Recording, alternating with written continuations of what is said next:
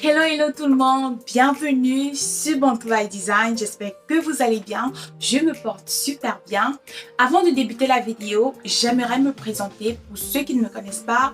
Je suis Ariane Kombo, je suis designer et acheteuse d'intérieur et aujourd'hui dans cette vidéo, je vous parle des connaissances basiques qu'il faut avoir en tant que designer d'intérieur. S'il te plaît, n'hésite pas de liker la vidéo, de partager, mais surtout de t'abonner pour ne manquer aucune de mes prochaines vidéos. N'hésite pas également de me suivre sur Facebook, sur TikTok et sur Instagram. Alors, avant de débuter la vidéo, on se prend juste après le jingle.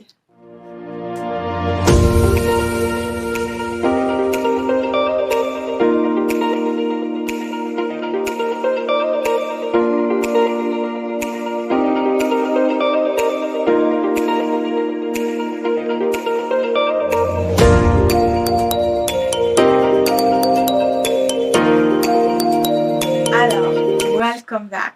Le premier élément basique que vous avez besoin en tant que designer d'intérieur, c'est la créativité. Parce que rappelez-vous, chaque projet est différent. Il n'y a pas un projet que vous pouvez réadapter à un autre. Parce que chaque client est différent et donc la solution que vous allez proposer à chacun de ces clients doit être aussi différente. Parce qu'elle vise à s'adapter à leurs besoins. Le deuxième élément, c'est la communication. La communication tant verbale que non verbale. Parce que rappelez-vous aussi que le design d'intérieur, c'est très technique. Au-delà de son aspect artistique, il est aussi technique. Et donc, vous êtes appelé en tant que designer à communiquer avec les gens. Premièrement, avec les gens qui font des métiers reliés à ce que vous faites, c'est-à-dire des peintres, des architectes, des ingénieurs. Et donc, vous devez pouvoir connaître le langage qu'il faille utiliser pour pouvoir communiquer avec eux.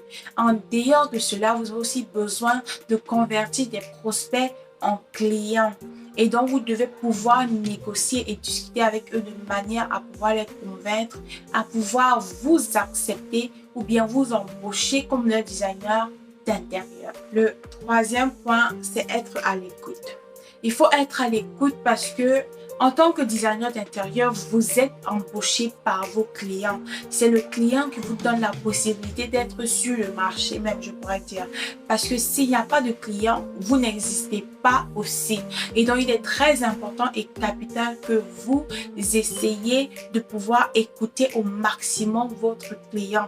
Parce que c'est lui qui va vous donner la feuille de route, les directives. C'est lui qui vous dit ce qu'il veut pour son intérieur. Vous n'avez rien à lui imposer. Et donc, avoir cette capacité, cette faculté à écouter votre client vous permettra de mieux comprendre quels sont ses besoins et lui apporter des solutions adéquates à cela. Le quatrième point, c'est votre capacité à résoudre des problèmes. Rappelez-vous, le point précédent, c'était avoir l'écoute. Parce que pour résoudre un problème, il faille que vous ayez pu avoir l'occasion de l'identifier. Et c'est à la suite de cela que vous pouvez apporter une solution.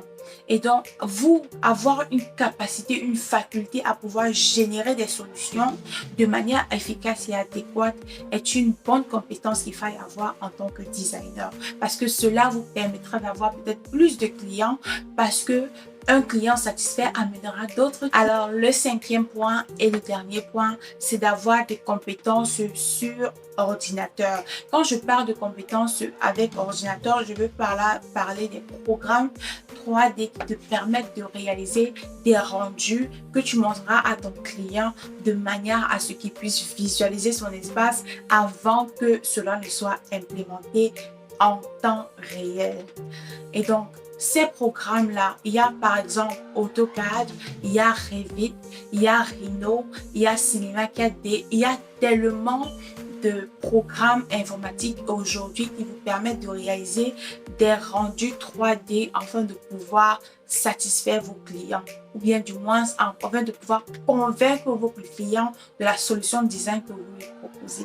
Alors, nous sommes arrivés au terme de la vidéo. J'espère que tu as aimé. S'il te plaît, n'hésite pas de me laisser un pouce en l'air. N'hésite pas de partager la vidéo, de t'abonner et surtout de me laisser un commentaire pour me dire ce que tu en pensé de la vidéo et aussi pour me poser des questions que je puisse répondre à cela dans d'autres vidéos. Alors, on se dit à la prochaine. See you!